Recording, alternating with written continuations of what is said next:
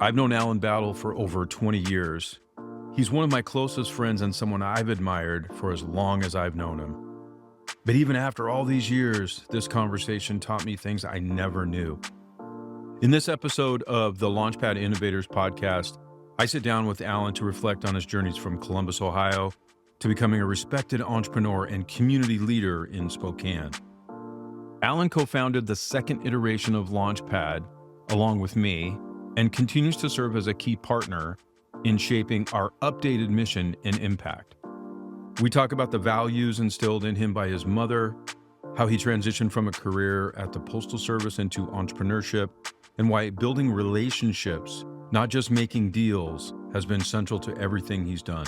Alan's wisdom, humility, and passion for people shine through in every story he shares.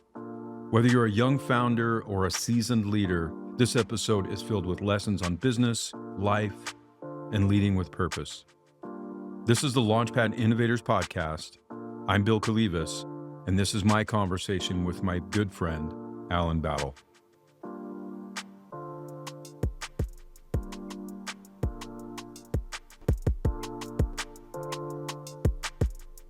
So welcome, Alan Battle. Thanks. My good friend and business partner and ally from many years. I'm glad you came, and I'm glad you agreed to do this. Thanks. I'm kind of glad to kind of sit together and talk and just chat about stuff. It's pretty rare we're not talking with a drink in our hand and BSing. But yeah, so Alan Battle, for those that don't know, the very few that don't know Alan, Alan's not originally from Spokane, but he's been here long enough where he's considered a transplant and a really important part of the community, co-founder of Launchpad. But I don't think people really know your story and how you ended up moving to Spokane and kind of what kept you here and some of the many, many things you've been involved with. So I wanted to have people meet you and talk a little bit about your background and lessons people can learn from you and your personality. And everybody loves Alan. Which you're gonna find out why. But thank you again for coming. But tell us a little bit about where you're from originally and how you ended up here in Spokane. Well, I'm from Columbus, Ohio, home of the Ohio State Buckeyes. I've been living here in Spokane 50 years. Matter of fact, I'm flying back tomorrow for my 50-year reunion. Looking forward to seeing some old friends. And unfortunately, I lost my friend who I moved to Spokane with in 1975 just a couple of days ago. So be a little bittersweet, but. I moved here to go to college to play basketball and run track, and had a full ride scholarship the next year to go to Long Beach State. And during that summer, in the transition, blonde kind of tricked me, but no, it was a good thing. I got two beautiful kids and four grandkids and one great grandson out of it. So, but I just love Spokane. It was a lot slower paced than living back in the city. Although for some people like that, but not me, especially as I get older. So which college, to clarify, did you play ball at? Spokane Falls. Right. Yeah, I moved here with four other guys from Columbus, Ohio. We all played basketball together at various schools. Right. But it was kind of a culture shock, but in a good way. It was all good. And that was 1974? 1975. 1974. Yeah. And then you played for 2 years, and then you decided to stick around. Yeah, I decided to met my wife October 18th, 1975. And, okay. We were together for a while and decided to stay here because I actually love it. Spokane's a great place. Unlike any other place you can go, Yeah. Like you, I've traveled around the U.S., and I can never wait to get back to my little airport, my little freeway, and my little country people. Because, you can just go by somebody and just say, hey, and, they'll speak to you. Unlike other places, they're not as friendly. So sure, that really attracted me.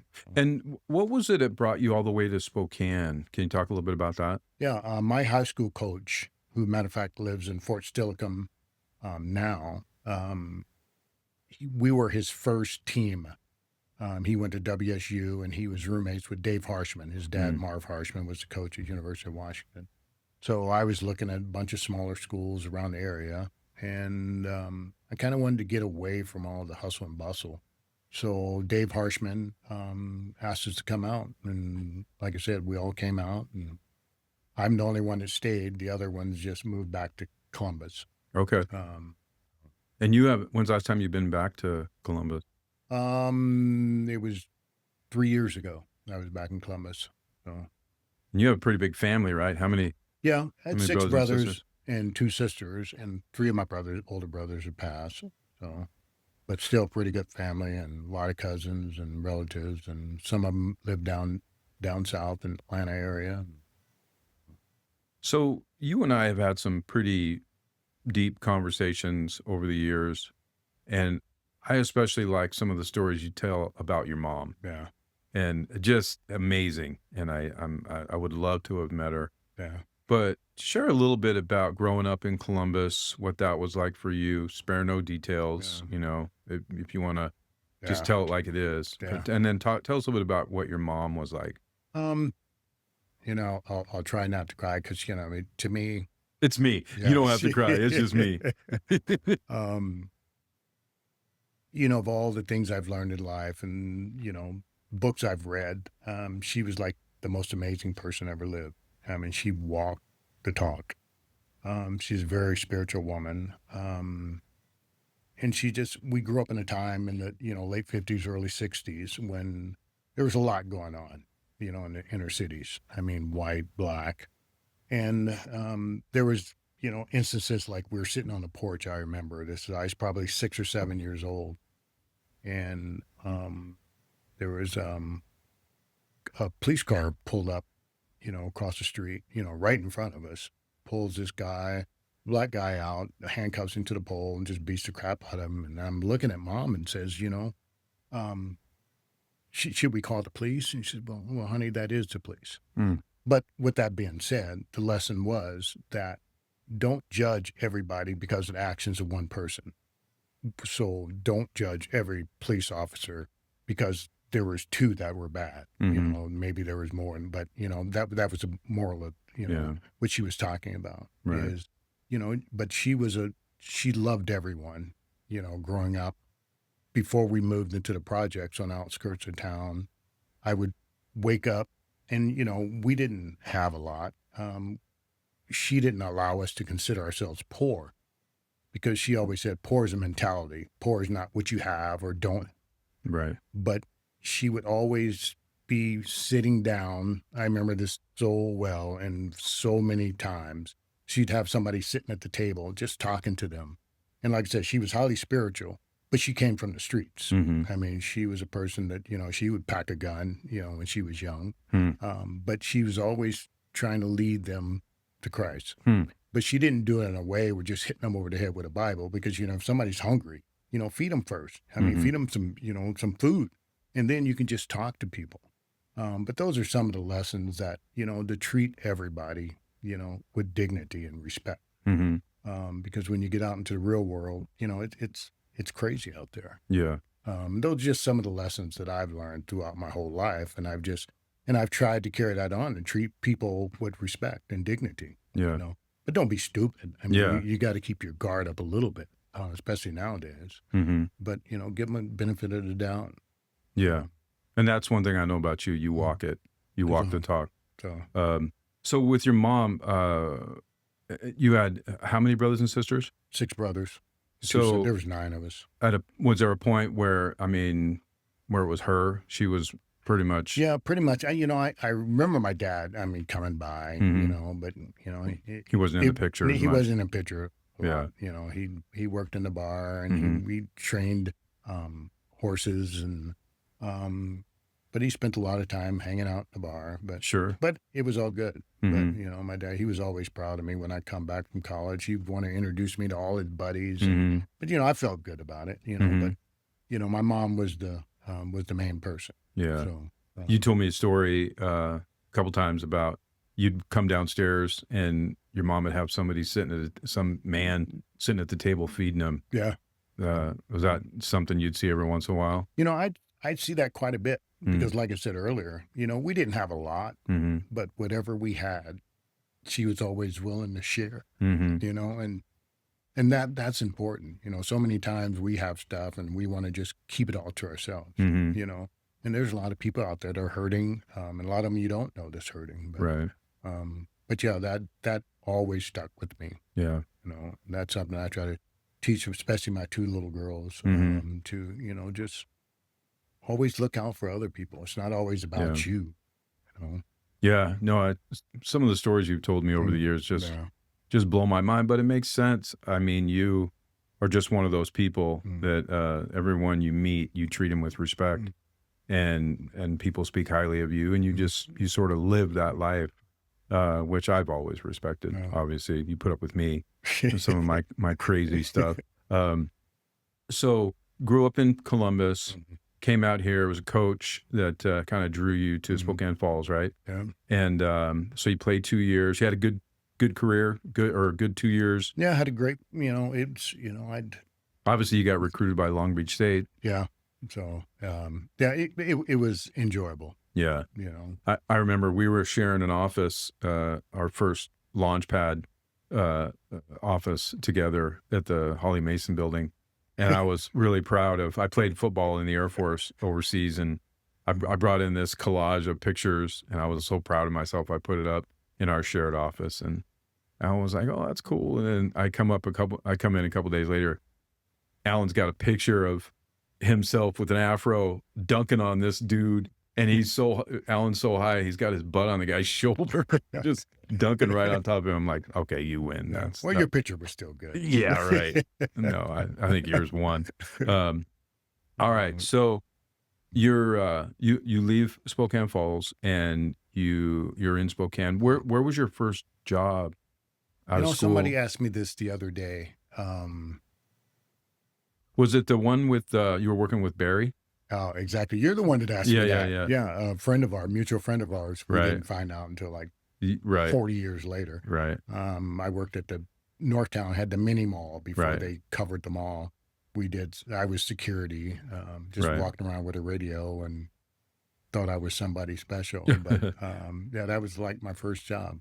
And So when did you start your first business? Like, when did you get that entrepreneurial business bug? When were you like thinking, I want to do my own thing? at the time I was working security for Northtown, Mhm. I had taken a test for the Postal Service and I scored in, remember, 98.6. I said, oh Mhm. man, I got a job coming soon. Mm-hmm. Because that was a great job back then. I'm sure it still is, Mhm. but it took like 4 years before I got hired at the Postal Service. Wow. And I actually had went back to a technical school to take electronics to learn to do, soldering components Mhm. on a computer. Mm-hmm. And they took the top 2 out of the class and gave them automatic jobs at Hewlett Packard. Oh. So me and another kid were going to go. We had an interview it was like a next Thursday at Hewlett Packard. I was kind of excited, Mm-hmm. but then like 2 days before I interviewed Hewlett Packard, I got a call from the post office. Mm. So I went to work at the post office. Gotcha. So I spent 11 years there. But I always had this entrepreneurial bug. I've always looked at stuff and figured, okay, I can do this better. Mhm. And when I was at the Postal Service, I've won multiple awards for instituting better processes. So I had the entrepreneurial spirit while I was at the post office. Yeah. So, and that was good. And then finally one day I was just fed up because I learned every job in the Postal Service, from every job in the plant Mm-hmm. to being a carrier, because I wanted to be a manager, Mm-hmm. because I knew I could run it better. Sure. But then again, they just kind of used and abused you. I go do everybody's route and I'd do it so much quicker. But they just use you. There was no real incentive. You didn't get paid anymore. So I decided, okay, this is it. And a friend of mine had prepaid phone cards when they were just coming out. That was in the early 90s. Mm-hmm. And one day I just went to the Postal Service and said, okay, I'm done. So that was my first out on my own entrepreneurial endeavor. Mm-hmm. So, and we had, even at that time, the phone cards, I came up with better ways to do it. I would buy these big blocks of time in 10-minute, 20 25-minute increments. And then I'd go to companies and get a business card and with their logo on it, and then put those Avery labels. I'd put it on the back of the cards, and they would give them to their employees because, when you hand out a business card, a lot of time people just toss it, but you had to pay for long distance back then. So it made it valuable. They're more apt to keep your card. So, but that was my first dealing with entrepreneurship, and just rolled from there. So when did you start your own business? That was when I started my own business. I had some guys who would fund me to get the cards. Gotcha. Okay. And then I went off and started doing that because they just got the basic. So you weren't working for someone else. You No. just started out going on doing it on your own. I just started doing it on my Gotcha. own. And Okay. funny story. I love this story. The company the guys who were funding it owned payphones all around the Northwest. So, but they loved to party, and one day they didn't pay their phone bill. So another guy that I knew in town owned a payphone company. He was probably half the size. That always tried to get me to come to work for him. But anyway, they didn't pay their phone bill. They have all the bars and restaurants and bowling alleys. Everybody had to have a payphone. So when the payphones got cut off, all these business owners were pissed because they get commission off the payphone. So being an entrepreneur that I am, I went to this other guy, Mike Kennedy, great guy. I said, I tell you what, I'll go get all these locations for you and you just pay me. So I knew all the locations of the guy's payphone. So it was like shooting ducks in a pond or fish or whatever. But we went and got, that was a great venture. I made so much doing that. It wasn't even funny. Okay. But now that he put all his equipment in, the old owner needed to get his equipment out, but the business owners wouldn't talk to him. So I said, I tell you what, I'll go get them out and you pay me $50 for every one I get, because I didn't realize how expensive payphones were at the time. Right. So I went in, and so it was like $125 per transaction for each payphone. And I was really hooked as being an entrepreneur then. I thought it was always going to be that easy. Oh yeah. We always do. Yeah. So you did that for a little bit, and then what was next for you? I had met this guy, and he had this product for cars. It would kind of wax cars real easy. You didn't have to use a buffer. But anyway, he didn't really know a lot of people, and I knew a few people back then. Had you started networking? Like, when did you develop the skill to just and I know we talk about this. We don't call it networking necessarily, but when did you know you were good at just building relationships and connecting with people? I thought about this the other day, and I knew we were going to talk about this. But when I first started my business, before I started my business, it's all about being genuine with people. I mean, caring about people. So you naturally build connections, because people, want to be around you and talk to you. So I didn't know it was networking or building relations. I knew it was building relationships, but I didn't look at it at that point. I just who I was. Right. And when I had my business, I didn't have a big, huge marketing, advertising budget. I had to go shake hands and kiss babies. But it's always comes out of being genuine. Right. So I guess I've been doing it my whole life. Yeah. And another story, I'll go back to my mom. When we finally got a car, we'd be driving around, and we go by, she called them old folks' homes.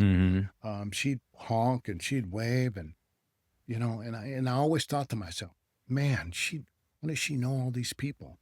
And it wasn't until I was an adult, probably 20 years ago, we were talking. I said, and when we were starting to get into understanding networking, what it was all about, I said, how is it that you knew so many people? She says, well, baby, I didn't know any of those, but it's just, especially at an old folks home, just giving them a honk and a wave, that could make their whole day. So just like I said, just being part of who you are, being genuine about it. And she was the most brilliant networker on the planet. Yeah. So, and didn't even realize it. Didn't realize just it. Second nature. That's what you do. Yeah. So. Yeah, I love that. And like I said, every time you talk about your mom, I'm just so impressed because it definitely made an impression on you. Oh, absolutely. And you live it every day. But so you after the cards, what did you do then? Um, we kind of got together because I had connections, he didn't, and we would go around and try to find some business to do. You know, we'd find a few, but it was tough because we didn't have a building or anything or like a van or something. Right. We just had our cars, and we go try to talk people into letting us do this to their cars. And then I met a guy. I can't remember his name. He used to come to our Launchpad events. Ran Spokane Airways, the the airplanes. John. Well, anyway, I know who you're talking about. But we went out and he allowed us to do a couple little planes because they had planes that they'd rent out. So and then he allowed us to start washing them. Then we did a big old Fokker, which was a FedEx plane, prop plane. We underbid it tremendously. It took us like 2 weeks to do it, and we probably lost like $2,000, but it was a good experience. But anyway, after that, I started. I was looking to really get in because I had always enjoyed that. And I met a guy who owned the Hotel Luso, who had a garage. Joe Dennison, great guy. Oh yeah. And he allowed me to have a little spot in the back. There was a little bay with a drain. And I said, okay, I'm going to do this. So I remember just going because customers would park their cars there and he would allow us to wash them. I'd make a little money and, and it'd start, getting busier and busier. And I remember I just had my garden hose. But when I went to Costco, I saved up enough to get my first cold water pressure washer. Oh man, I was big time then. Anyway, that's where it started. And then I remember a guy coming in trying to sell these paint chip kits. And we got to talking and he'd come in and sometimes he'd just come in, we just talk. And then that's when Mr. Magic, the guy who owned that, was looking for somebody to put sweat equity in to build it up and then sell it. Right. And then we were going to split the profit. Right. That didn't work out the way it was supposed to, but again. So is that when you did Mr. Magic? Yeah, that's when I got Mr. Magic. And Gotcha. then when we sold it, I kind of got screwed out of quite a bit of money back then. But then, it's like the story of Joseph, that's the way it was supposed to be. So I went back to the garage, and a guy by the name of John Amacio owned the building then. And he let me go back in there. And then next door was Diamond Parking. And they used to have Parking Jet. So they had a big car wash out there. So being an entrepreneur again, I asked them if I could use it. And when the people come park their cars and fly off somewhere, I could wash their car or detail their car because I'd have 2 or 3 days. So now I had 2 spots. So that worked out really well. Sure. So that was my detailing business. Oh, also, when I worked at the post office, the managers would come in their cars. And I remembered that when you have a truck, when it snowed, you have to go to a gas station and wait to get your chains put on. Total waste of time. And I was talking to the guy. I said, has anybody ever just come up there and put them on? He says, no, which saves them a lot of money. So I got that postal contract, which was a great contract. Back then I'd make, I don't know, 35 grand in like, 2.5 months. Yeah. So I had all the stations I'd go to, put the chains on before the carriers went out. And when they came back, when the snow melted, I just unhook them. So they back up and put them in the car. So I remember you doing that. Yeah. That's about around the time we first met. Yeah. You were hustling all the time. Well, when the kids are hungry. That's right. No, I respect that. Yeah. You were out doing stuff. And I think we talk about this all the time. We're trying to pinpoint when we met. It was early 2000s. Because in 2001, I left Cisco, went to work for Intech, and then started doing networking stuff around town. I think you were with Ahana, and there was some event I went to, and you were there, and I met Ben Cabildo, and then you and I was like, let's hang out. Yeah. And we Yeah. started going to Cavalinos, and that was the spot. Yeah. But yeah, man, that was Great days. Yeah, it was a lot of fun.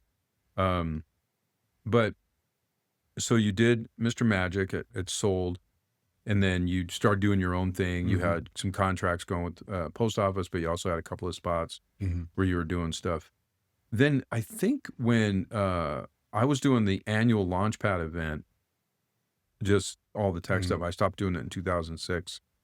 That's when you and I were still hanging out and decided to share an office in Steve Salvatore's the Spokane Entrepreneur Center. Yeah.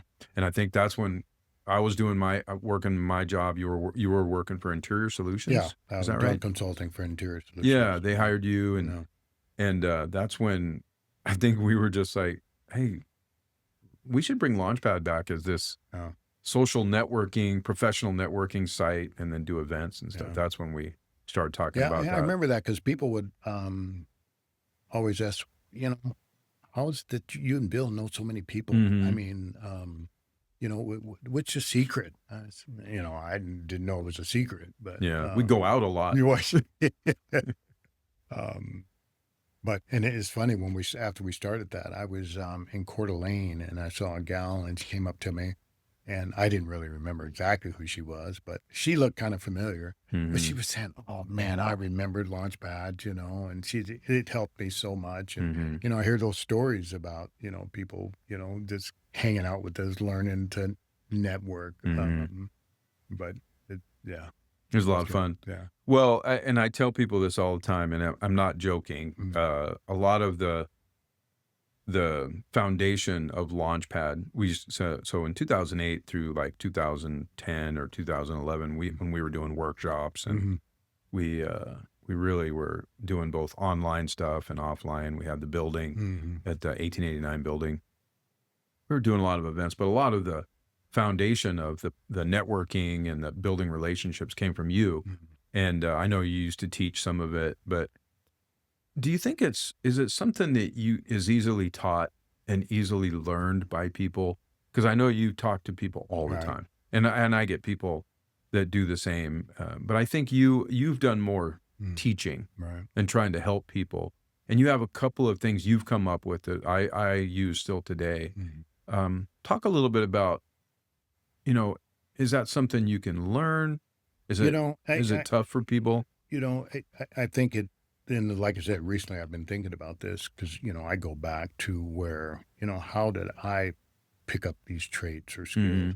There's certain things you can learn, like understanding, especially with younger people, your listening skills, your speaking skills, even how you dress. I mean, just little things, because one of the biggest things about that, especially going into somewhere new, is their old adage, when someone sees you, that's the impression they're going to get, whether they're looking at the way you dress or the way you talk or way you don't listen.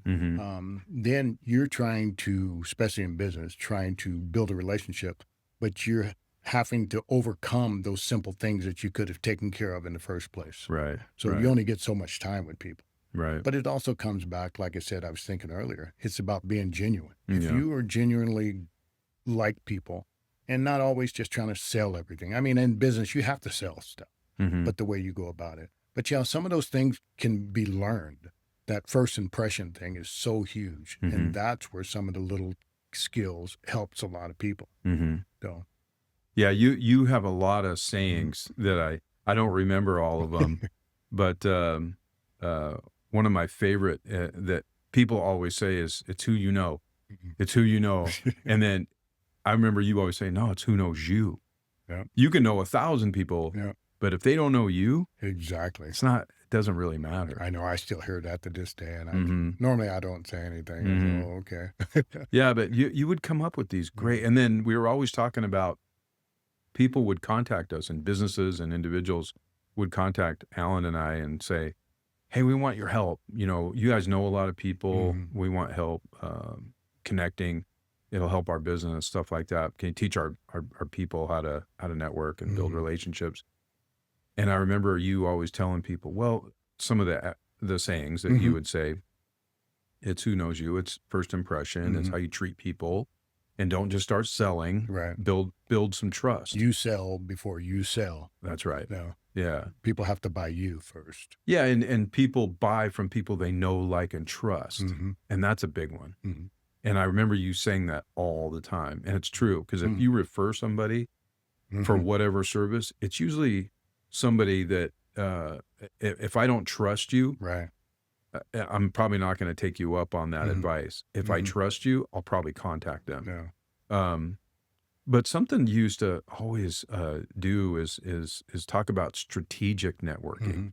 And I think this is really crucial for business people, especially entrepreneurs, young people, folks that just are like, I can't seem to meet Mhm. those people that I need for my business, Right. right? To further my business.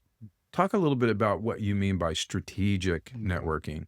There's, as you know, there's like 5,000 events going on at any time.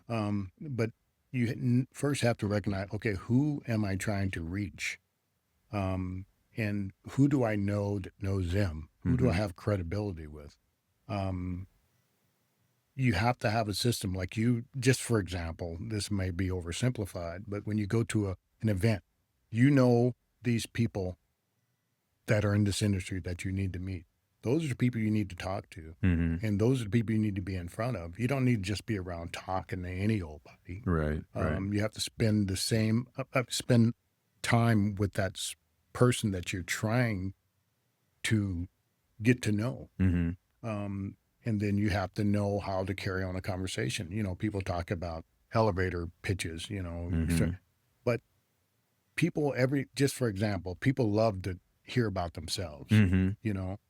There's a strategy of questions that you can ask. So they talk about themselves, but you interject what you need to know. So inevitably, when you're done talking, they're going to say, well, what do you do? Okay, you don't work for Bank of America. You have already asked them the questions that you need the answers for. Right. You are there. You work to help somebody overcome those problems that you just asked them. Right. And it's about having a strategy. Right. Because I use examples, say people work for a bank. They always want to tout that they got the best rates or, they've been in business the longest. Their customer service is unmatched. Right. But back then, I don't know the statistics now, but when we were teaching it, 4.4 years a person's stays on a job, maybe stay in the same industry. Right. But if you're touting your company, I work for this big company. So you may be in the fourth year, your 4-point-year tenure, but it takes 7 to 10 touches in the sales cycle. Right. Say you're in the 5th touch, okay, now, but you're in the 4th year of your cycle before you're moving on. Right. Okay, now you go to work for another bank. Okay, now you go back, you're still trying to get that same customer. Well, I work for this bank now. Okay, you just put all your eggs in one basket on how great this company was. Right. But if you just go in and say, I work to help you, having a strategy of knowing what their challenges is, that's what you do. You don't work for somebody, that way you keep your Rolodex no matter where you go. Right. Because you sell before you sell. Right. They're going to buy you, Right. not your institution or whatever. But Yeah. those are just some of the things. And the biggest thing is this type of networking is a long-term game. That's the thing people don't see. I've been doing this for almost 50 years, creating relationships, I don't want to create a relationship just to sell somebody something. Right. That's not a relationship. I mean, I guess it is sort of a relationship. Right. But now, you create credibility along the way, and it takes time. Yeah. Like I said, we didn't learn this overnight. No. So credibility is a great word. it's huge. Yeah. Yeah. And I think that's where I like that term, strategic networking. It's not so much, I'm going to stalk somebody.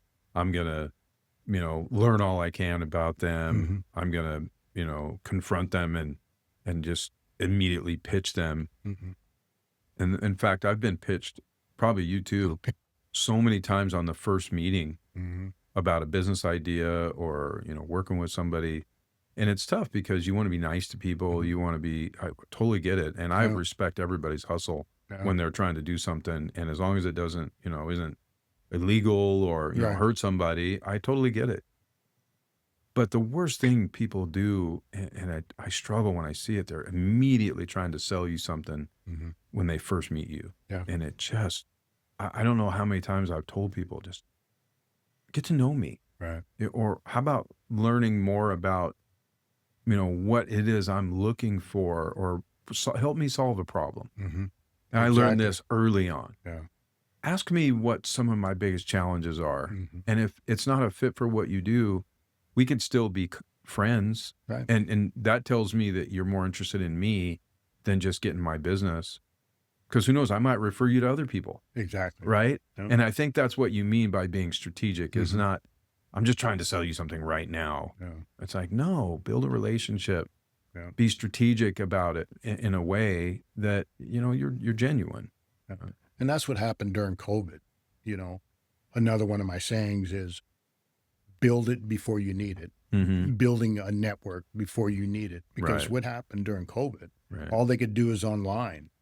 And I can't tell you how many times people were just, the first sentence, oh, it's great to meet you. I hear a lot of great things about you. Mm-hmm.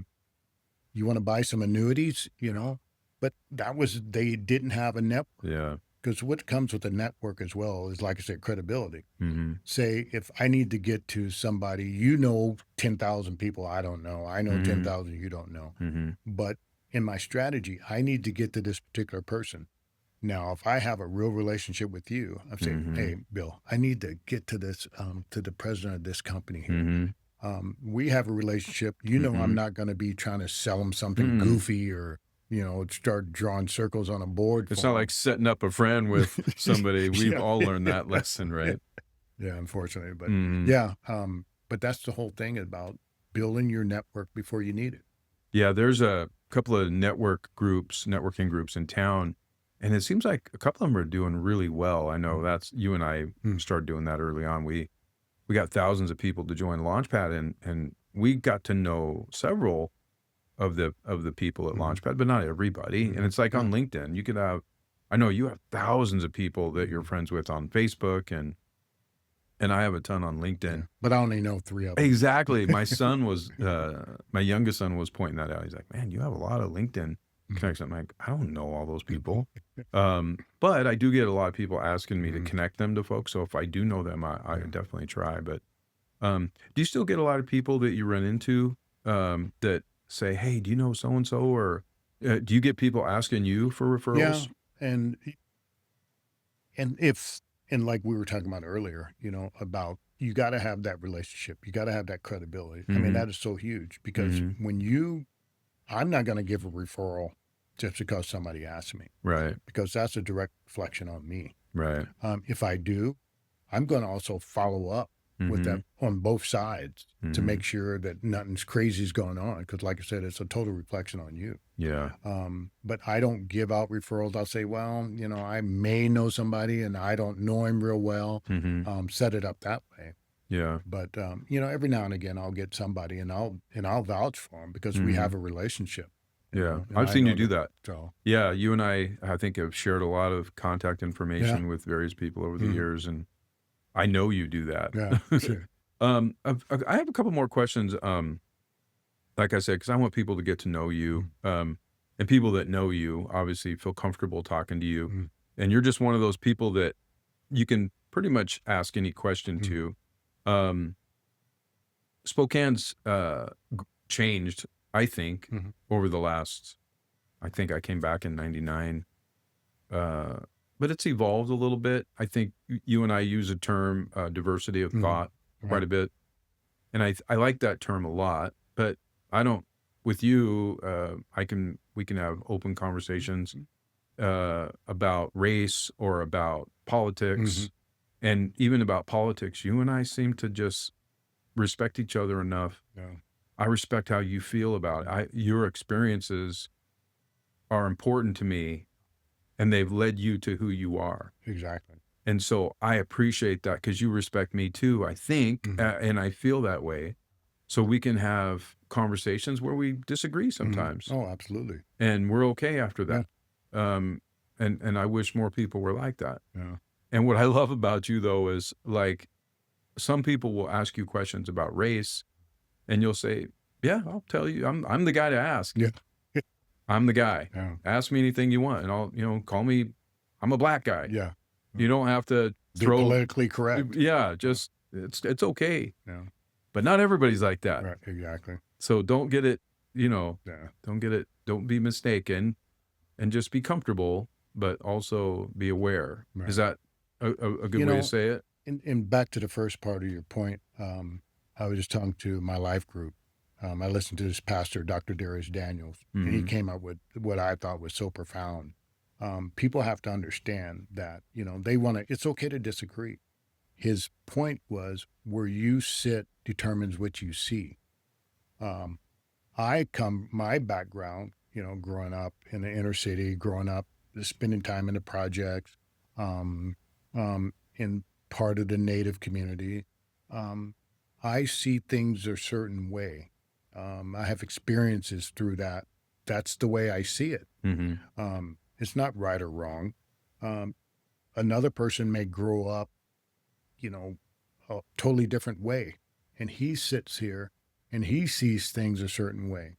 So I have to respect that because I don't know what, why he thinks that way, and I can disagree with it, but I don't have to say that he's wrong. Right. And I don't expect him to have to look at me, well, you're wrong because I see things a certain way. So that's another one of my things is where you sit determines what you see, and what you see determines what you do. What I see from you and what I've seen over the years is you see people first. You just see a human and you give them that respect of you have different experiences. I don't know you, but we have different experiences. Right. So I'm going to just treat you like I want to be treated. And then when it gets to a point where you can tell that person's not being respectful, I'm sure you've had tons of situations and you've had to deal with those. What are you seeing now in this environment? Because we've obviously gone through some stuff. Right.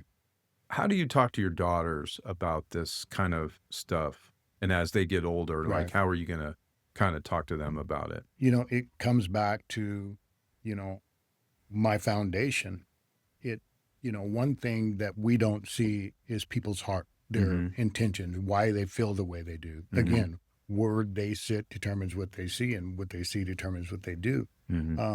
I try to teach them, don't always judge people on the first thing you see, because you don't know what's going on in their life or what they've been through or why they're mad. Because you just don't know. Because like my mom always taught us, the thing about Jesus is he saw the heart, but we can't see the heart. That's our biggest challenge, is all we have is this exterior and the things that we have learned, throughout our life. So we look at something and we judge it a certain way, but it's really not different. I mean, there's, like the homeless population or, the political spectrum. I mean, all these things, we see it a certain way. And like I said, we're not wrong. We just see it that way. Right.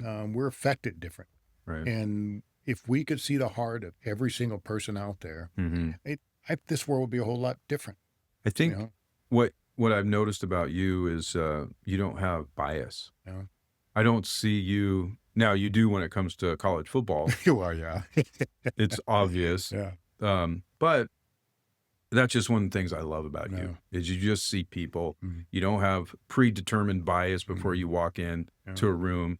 You just see everybody and you just love on everybody. But you also, like you said, you got to be smart enough to know when it's time to disengage. Yeah. But and I appreciate that. I mean, that. that's just a basic biblical principle, is to, and, I don't think people understand it, but, you have to love your neighbor as yourself. Your neighbor's everybody. Yeah. And that's the way I was raised. And that's my hero, my mentor. My mom taught us, and she wasn't wrong. I mean, she got along with everybody. I mean, and she was just, she worked for like the wealthiest Jewish families in Columbus who owned a newspaper and these big corporations, and they just loved her. And, she just, it's, another funny story about Mom.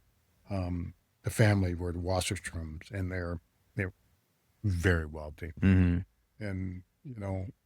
after she kind of retired, and the matriarch, she went to live in this really beautiful home, retirement community. And I remember I was back visiting her, and she, we were going to do a bunch of stuff, and she got a call from Mrs. Wasserstrom. She called her old lady Wasserstrom.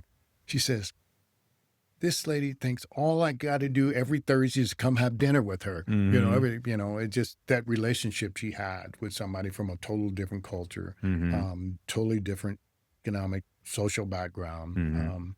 But it was about, engaging with people, no matter who you are. People are people, because all we unfortunately can see the outside. That's right. So, yeah. But once you get to know somebody, know their heart, that changes the whole game. Yeah, and it's taking that risk sometimes too, even if you do have bias. Oh yeah. That you're like, you know what, I want to take a chance to get to know this person before I predetermine, right, whether I like them or not, or whether they are a good person or not. Whether you want to engage with them further. And it's opened up so many relationships, right? Yeah. With so many different people. Yeah. No, and I respect that. Yeah. And it's not that I haven't, kind of had a bias for whatever reason, but I've learned that, and I've done it. And then next thing you know, I'll see them again the next day, and they'll apologize for something, or I feel convicted I need to apologize, and then create a great relationship over that. Yeah. So Yeah, we definitely need more of that. Yeah. We need people to not be, kind of predetermined, judgmental right before you even have a chance to get to know someone. Yeah. That's for sure. Easier said than done, but yes, you gotta keep moving forward, right? Yeah. So talk about, like, you have you have the most beautiful kids. Yeah. Talk about your family. Talk about your kids and what they're all up to. Yeah, I have 4 natural kids and 2 step kids, and they're all great. My son Justin, 46, lives here. My daughter Jordan unfortunately moved down to Atlanta because her husband's a pilot for Delta. Right. So to be closer, because they did live in Boise, which I was traveling to every other week for years, and got a chance to see them all. And but it was such a long day for him just to get to the office, take him half a day. So they decided to move down there. But my oldest brother lives down there. Oldest living brother lives down there. And my 2 step kids, Grace and Carson. And it's so funny to watch them. I've known them for, like 15 years of their life, and to see them, grow up and go to high school. Now they're starting to have their own kids. And then my 2 youngest, Alani and Mahalia, and just 2 precious little things who probably saved my life, Oh, they are special. Yeah, they are special. And we've gotten to know them Yeah. extremely well. Yeah. They're And my daughter has 4 kids now, so hopefully we're going to get the 2 youngest going to get to go back and visit next month. Yeah. They have 4 grandkids here, so 3 grandkids here and 1 great grandson here. So, Sure. You're a busy dude. Oh yeah, I got them all over the place. And you're a good dad. I love watching you with your girls. It's a lot of fun. Thanks. We enjoy having all the time together. Yeah. Let's talk about your current role and kind of the business you work with now, Fikes. Right. Fikes Northwest. Yeah, talk about that for just a minute. I'm the president of Fikes Northwest. Back in 2017, a friend of mine was looking for somebody he wanted to sell it, but he'd never had like a GM or somebody to kind of build the business up and get the employees together and stuff. So he hired me. So I worked it and built it up, and then he sold it, and the new owner bought it, but the new owner was not really a business person at all. So he asked me if I'd be interested in, running it for him. So as president, and I said, because I was going to transition on, I didn't know to what, but I said, sure. I gave him a number, and he came back and hired a number I gave him. So I said, okay, I don't have any choice. But but We have to do a class on negotiation. I know. That's pretty good. It's a great business. We do toilet paper and paper towels and janitorial supplies everywhere from east of the Cascades, from Canadian border through Idaho, all the way down past Mountain Home, Idaho, Northeast Oregon. Pretty big territory, so I have guys, going all over the place, and it's a great business. So You got a little bit of a boost during COVID too, right? people say that, but if you think about it, people always go to the bathroom the same amount of times. Right. It doesn't matter, whether it's COVID. They just But had a scare. I was thinking more about the cleaning stations, sanitizers, and Yeah. the cleaning stations and all that. Yeah, that was good. Except now that people overstocked, we had sanitizer that just expired because people quit using it. Okay, COVID's over. So, Gotcha. but you're right in that aspect. It Yeah. was good. But I know when people ask what you do, you say you sell gold. yeah, yeah. So, but yeah, when you're out, it's gold. Mhm. So Yeah. but it's great business, and I'm in the process of I don't know if I divulge this, but Yeah, buying the company. Yeah. Yeah, That's great. At an age where most people are retiring, I'm just trying to ramp up again. Yeah, but you don't look your age, So, so people would be shocked. Although we gave away the year you were in college. oh so. yeah. Well, is there anything you want to share with folks that are watching? Anything that you think would help people that are innovators, entrepreneurs, business people, especially young people Right. that are thinking, man, I need to go out and build more relationships and connections. Is there anything you want to share with folks? I would say understanding that true relationships is a long-term game. Mm-hmm. It's not something you do overnight. Be genuine about it, because 10 years from now is going to be 10 years from now. And just being a genuine person. Mm-hmm. I mean, just treat people the way you want to be treated. I mean, that's the golden rule, and it holds true across everything.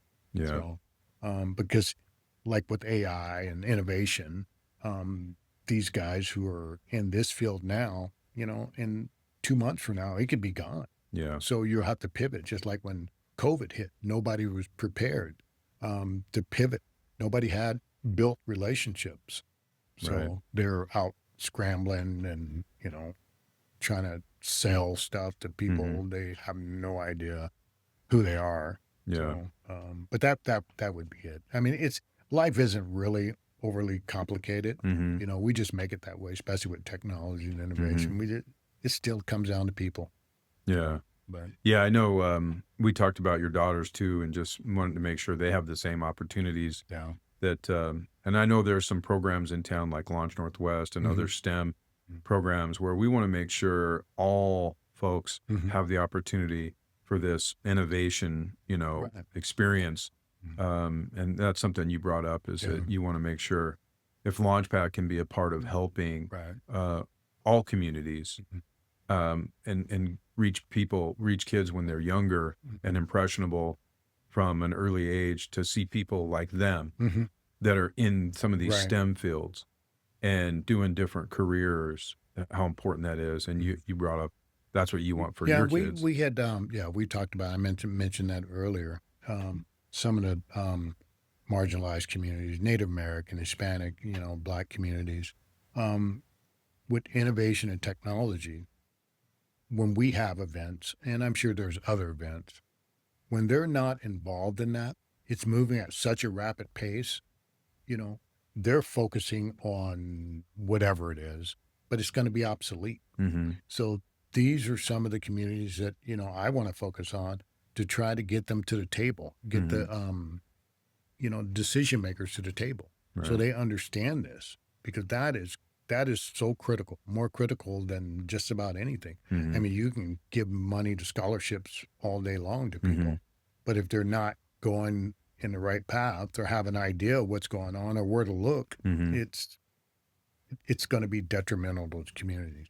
Yeah. So, Yeah. especially in this area here. That's right. Yeah. We need more. And we are talking about the best way to do an outreach Yeah. to different groups and start engaging folks, making sure they know what's available. We're on kind of a hiatus here in July and August on Right. events, but starting back up in the fall. I love that idea of making sure everyone's represented. Yeah. They have to. Yeah. It's the gap will just get wider and wider, and then it'll be so wide you'll never be able to catch up. Yeah. Yeah. So more of an emphasis on that. And I appreciate when you work on stuff like that, when you bring that to the table, and appreciate all the wisdom you bring in that area too, because you live it. Yeah. You live it. I appreciate that. Where you sit is what you see. Yeah. What else? You got anything else you want to share, or getting thirsty? Yeah. Yeah. No, that, like I said, we don't want to just overcomplicate things, and I think with all this going on and everybody gets too hung up in everything, it's not that complicated. I think we definitely need to keep pushing to get back in person. Oh, absolutely. As often as possible. We need all those. I mean, it doesn't have to be a bar. You can go for a walk. You can meet somebody for coffee, for lunch. Oh, absolutely. Even during happy hour, just go do something. And we need more of the connection, right? That face-to-face, the interpersonal connections. Absolutely, without a doubt. Yeah. Yeah, we got to get off the technology. Yeah. So, all right. Well, Anyway. thank you, my friend. Well, I appreciate you, brother. Yeah, I appreciate you. It's always a pleasure, and man, been fun. It's been fun. We got more roadway ahead, though, don't we? Absolutely. All right. Thanks, Alan. All right, brother.